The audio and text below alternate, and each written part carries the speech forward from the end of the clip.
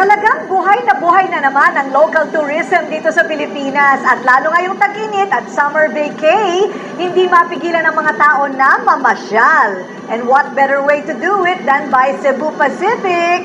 O eto na, saan ang punta namin? Boracay, here we come! 45 minutes mula Maynila, sakay ng Cebu Pacific, mararating na ang Katiklan Airport.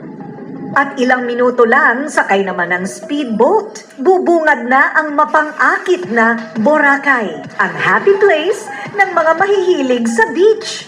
Aminin na natin, pag narinig ang salitang Boracay, may kakaibang saya at ngiti ang hatid nito sa puso ng bawat Pinoy na mahilig sa beach at nakabibighaning mga tanawin.